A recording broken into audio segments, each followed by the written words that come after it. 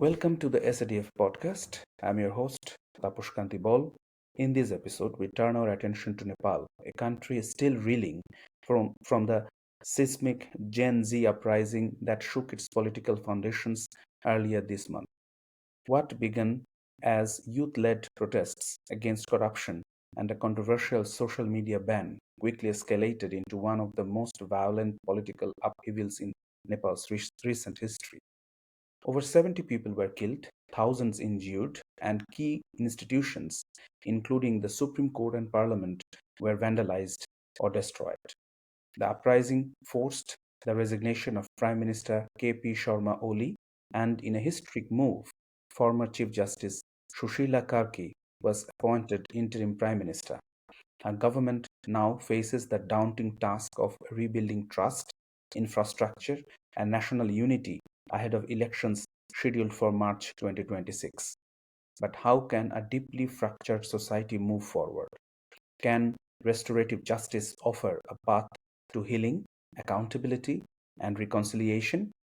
To explore these questions, I am joined by Ram Tiwari, a leading voice in restorative justice in South Asia. Ram is the founder chair of the Nepal Forum for Restorative Justice, a pioneering organization working to establish transformative justice systems in Nepal and beyond. Nepal Forum for Restorative Justice has been at the forefront of initiatives that blend traditional community mechanisms with modern restorative practices, aiming to reimagine justice and recraft peace. Together, we will discuss how restorative justice can help Nepal navigate the aftermath of the Gen Z uprising, rebuild public trust, and foster a culture of tolerance and accountability. So, welcome, Ram Tiwari. Hopefully, you and your family are fine during this tough time. Well, thank you so much for having me. We have been fine. Our families have been fine. Although, not to say that we were not influenced. My kids were also very influenced by this, but now we've slowly come to a condition of normalcy. Okay. So, could you briefly explain in the beginning what restorative justice means in the context of political violence and social upheaval? Well, restorative justice, sometimes people make a very literal translation to this and say that it's restoring what was missing from the act of violence or conflict or crimes. But we don't say that in a deeper sense. In the present condition of Nepal, we are not trying to restore buildings, nor can we restore lives of people who became martyrs in this, whose lives were lost. We can't restore that. But what we actually see is how do we restore the trust, the dignity, the humanity amongst people here, especially the kind of needs that were expressed through this movement. We have to restore the trust that the needs can be met and all that. So that is how we understand. But in a very simplistic term, restorative justice is about justice for those who have been impacted by that and accountability for those who have committed those harms. That's how we consider. So it's looking at relations at the center. So not merely looking for punitive measures, although they are not exclusive. So it's mostly about justice for those who are the stakeholders. Why SADF or South Asia Democratic Forum and myself interested about restorative justice? Because of the term that you used, that the main target of restorative justice process is not to inflict punitive measures upon someone. The main target is to bring peace and, I would say, satisfaction between the victim and the perpetrator, which will actually, the damage that has been done through a crime or an event. I remember that in Human Rights Summer School, you showed us a video where a victim family and the murderer, they were sitting together, and at a very end, they actually forgiven the murderer, and that was a peaceful conclusion of the whole thing. Mm-hmm. Sure. Because I remember from your lectures that you often said that if we keep on taking eye for an eye, finger for a finger, then there will be no eye at one time to see the world. There will be no fingers to point at each other. at one time. So that I remember. That is actually the main basis of today's podcast. Saying so, I know that you have assessed the current psychological and social climate in Nepal after the Gen Z uprising already. So, what is your assessment regarding the current psychological and social climate in Nepal?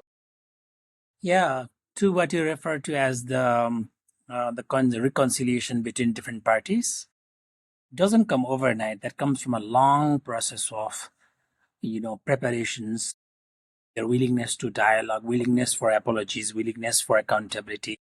It comes from a very long process, and it also doesn't negate that those who cause harm need to be punished. I mean, they go to jail, they come out of jail or prisons, they are given a chance to ask for apology from those who have been caused harm, right? So it's not to say that once a killing happens and we will come the next day and forgive one another. That's a very mechanical way of seeing.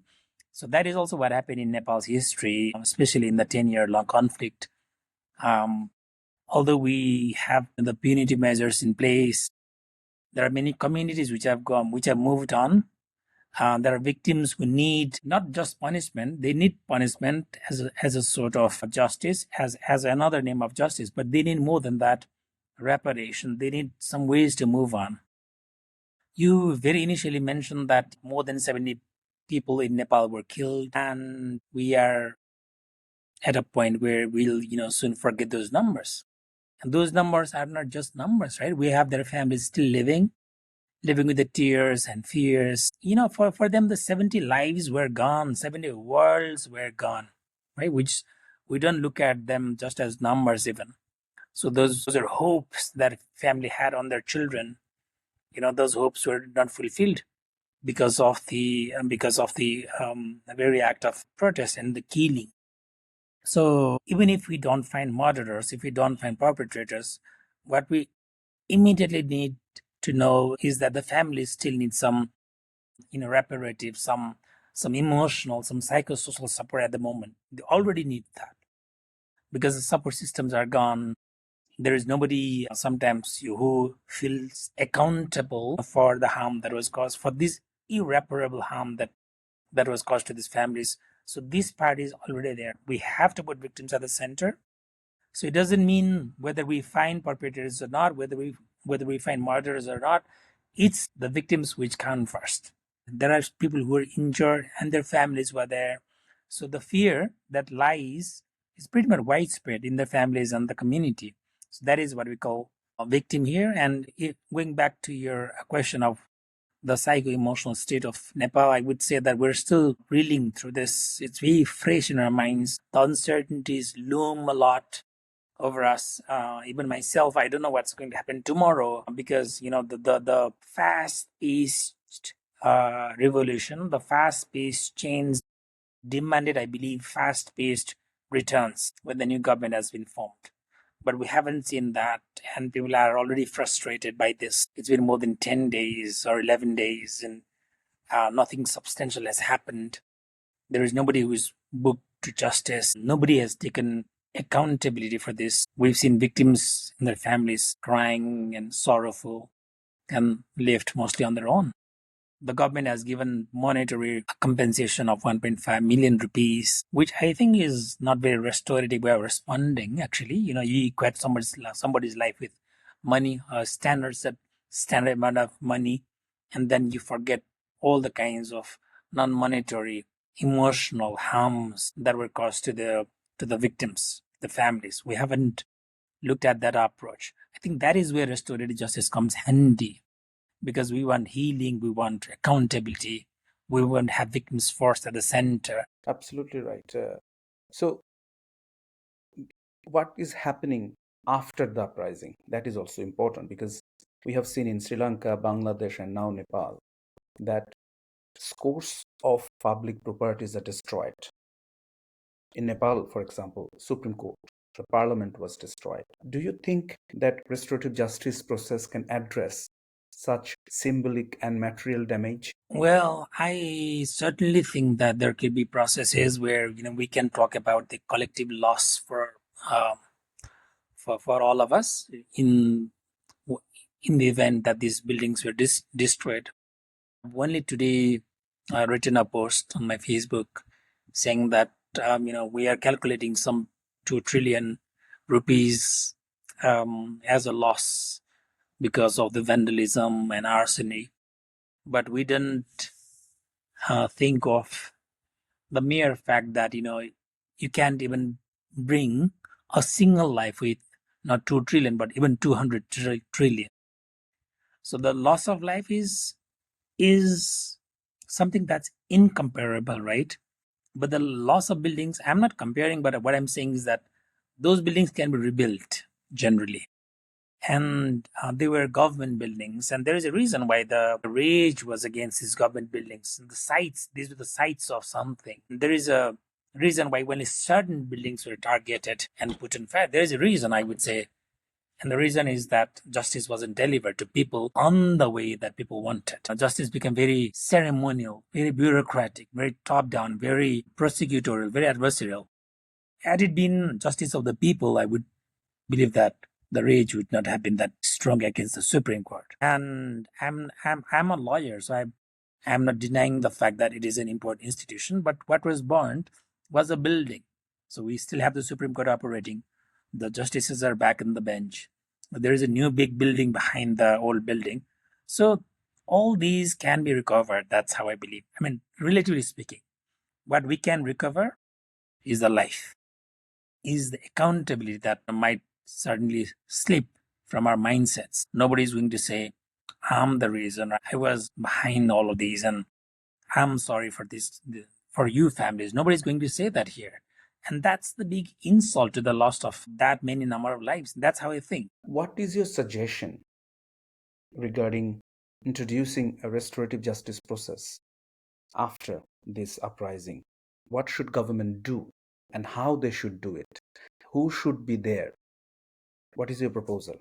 Well, I would believe that if the current government, because it represents state now, should acknowledge the harm that has been caused to the victims publicly, should also apologize to the victims publicly. And because the bureaucracy, the police, the whole machinery is run by the government now. So it is the same state apparatus that killed these many people, had these big losses, irreparable losses. So the government should apologize, I would say. It should also ensure that accountability will be established. Even before that, it should talk to the victims, or at least have some mechanisms of how victim of knowing how victims are going through the emotional, the psychosocial losses that have occurred to them. So providing not just monetary but other kinds of support, asking what they need. I think that is the first step. And then we see that in community levels, in local levels, there have been also disputes. There have been also rifts between different political parties, different faith groups, different stakeholders. So sooner or later, we need to have some sort of community-based reconciliation, or at least dialogues or circles. But to my mind's eye, I think that um, this was not a communal conflict. It was also not ethnic conflict. It was also not some emotional conflict. It was mostly conflict based on the frustration against corruption and all that. So the community divisions are, I would not say deeper. I would say the divisions that were caused between the youths, the Gen Z, and the others who came later and started blaming the Gen Z for the arsenry and all that. I think that is where we need some sort of reconciliation, actually. Because now what we see is that the political parties have already started blaming Gen Z as terrorists and blaming them for. Not only that, former Prime Minister Oli openly said that there are some elements who were wielding sniper rifles or some other rifles, because he is claiming that the police did not use lethal weapon. So he is actually saying that as well. I mean, not only blaming Gen Z, Mhm. but also introducing an alternative narrative to the whole thing. True, true, true, exact. When the main story remains corruption of the political parties and nepotism as well. I mean, for last 1 week, probably these things are going under the carpet. Yeah, What you I wanted think to what say? can be a bigger insult than that, saying that it was infiltration and It was not the order that we gave. It was also your duty to protect civilians. It was your duty to have no infiltration, right? And it was you were the caretaker government until the next day. So what were you doing? You can't be so ignorant and so dismissive of the needs of people, especially when all these lives have been erased for forever. And I'm of the opinion that, even if there were infiltrations, even if there were non-Gen Z people, you didn't have the right to shoot at them. You just because there were people who were in Gen Z doesn't mean that you can shoot at them. That isn't how you run a state. That That is isn't how you earn a trust. absolutely. I mean, shooting or killing someone does not qualify except in exceptional circumstances. You know that there are legal limitation of use Sure, of sure, defensive sure, force. sure. I mean, you can, for self-defense, you can use it. For protecting third-party life, national properties, probably you can use them. But that does not give you the license to kill en masse. Definitely, that's what you said, and that's why I'm saying that. I mean, one sentence you mentioned is the crucial, which is admitting, Mm-hmm. admission, that the political parties need to admit that, okay, these and these what we have done is wrong. Probably in the future we will do these things differently. And the Gen Z should also say that, okay, we should not have resorted to violence. We could have resorted to peace. And then they should come up and engage in rebuilding the country, what you said. Mm-hmm. So that is what is important, healing. And admission is the first step to healing. Yes. In this, what I would like to say that I don't even want to compare those loss of lives to putting down buildings. I don't want to even compare that, because buildings, you get money, you repair. Can you repair the lives of these people? No, that's gone forever. So I don't think Right. Zenji or anybody has to ask for an apology with the government. They don't need to. In fact, that was an expression of frustration. That's how I would like to put. Why were certain buildings targeted and not others? There is a reason. It's because of the lack of accessibility, lack of people's power, recognition to people. It was because of that, I would say. I am not saying that everything was good. I'm saying that there was a reason why all this happened. And the Mhm. police, the court, they were targeted because of certain reasons. I'm not a Right. support of anarchy here, but I'm saying that there is a reason why this happened. There's a systemic reason for this. Le- So, as an apology, as an way of admitting, you were saying that the political parties should do. Yes, they should do. But even before that, the current government should do as well, because it represents state. And going by the principle of restorative justice, we should understand these as symptomatic something bigger. Right? These are the unmet needs expressed in very different forms. So it has given us opportunities to ask, what we need to change, like poverty, the exclusion, the lack of political and other kind of accountability, the lack of good governance, the lack of people being put at the center.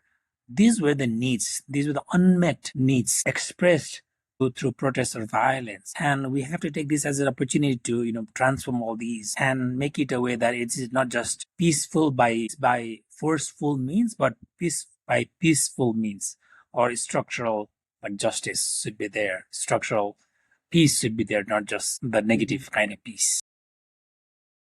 So thank you for making these important and crucial points.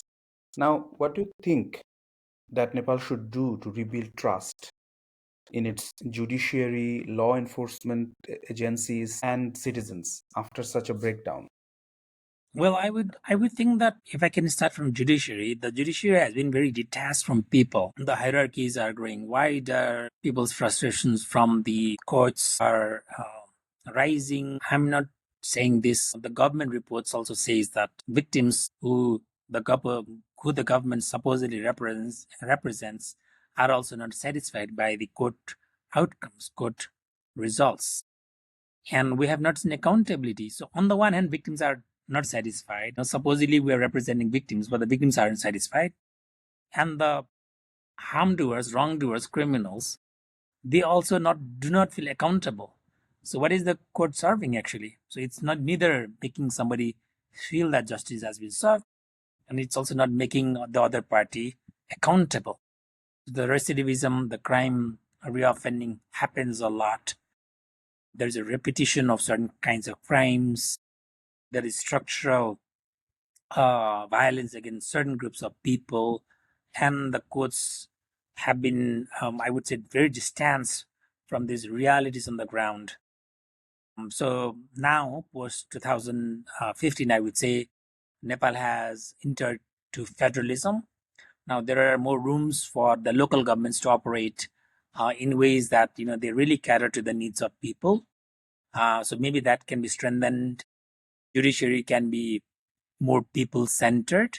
Well, the corruption in judiciary is something that has been talked so much often, even within the judicial circles. So that has to be addressed somehow. And I'm not saying that nothing has happened. I'm saying that we need to do a lot more to gain the trust. Okay. So, what do you think that a Truth and Reconciliation Commission can be a good idea at this stage, or more decentralized approach is better? I think we can have both, mainly because geographically speaking, most of the killings happen here in Kathmandu, and families were killed. Families whose members were killed live here, so we need to have that truth and reconciliation, or some sort of inquiry commission made, and first of all, listen to the wounds of the victims and their families, and then second, bring somebody accountable.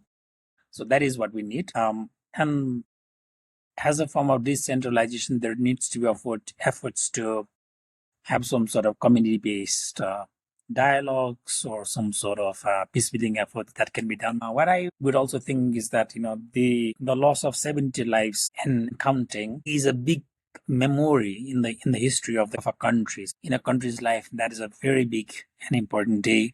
So some sort of memorialization, some sort of recognition should also come from the state. Well, that the message can be given all across the country, but there should be some sort of memorialization towards them.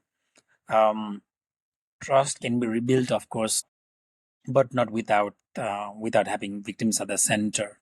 That is how we think. In restorative justice, we talk of like the 5 stage spectrum. We talk of HEART. The acronym is HEART, which stands for healing, empowerment, and restoration, so accountability, restoration, and transformation.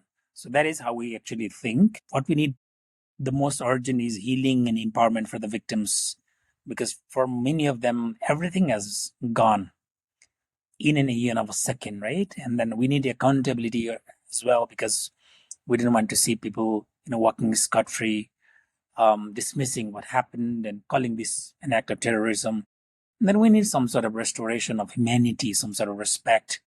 And then we need to see why this happened, and we need to transform that. So we look at that hard spectrum.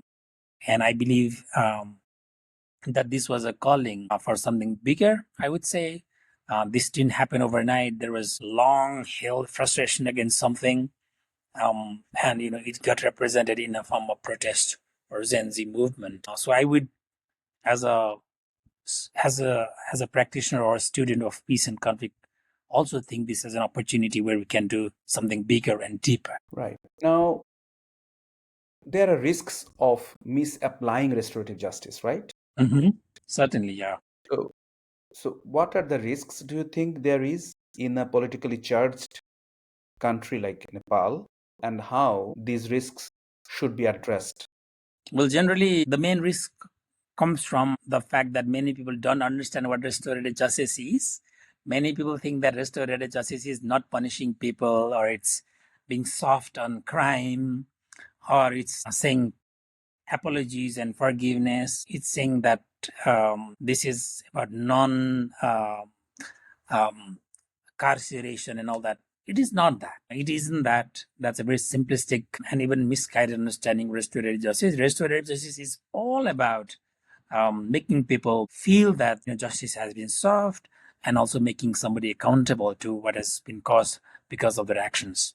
Right? So we can form inquiry commissions, of course, or Truth and Reconciliation Commission, and we can create that spaces where, after a very thorough preparation, of course, bring victims and offenders together, have that kind of dialogue, and also it can go in parallel with the other punitive measures. I'm not saying punishing, but some sort of accountability measures can be established so that victims will feel that my son's loss of life has been recognized, my daughter's loss of life has been recognized. So that recognition only comes from that very deeper sense of accountability. Absolutely. Yeah, and that is where many civil society actors and also the facilitators can play a role. It looks like a very ideal state, but we cannot just let it go, saying that everything was past, let past be past, let bygones be bygones. No, we in restorative justice say that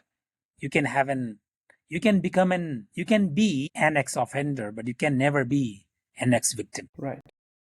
Your assessment is totally bang on. So, what message would you give to young Nepalese who want to contribute to peace, who want to contribute to a corruption-less society? Well, I would respect for the courage that they had. They showed up the courage to express what they needed. And thanks to them, we've seen changes in the country. So I thank you. I'm grateful to you.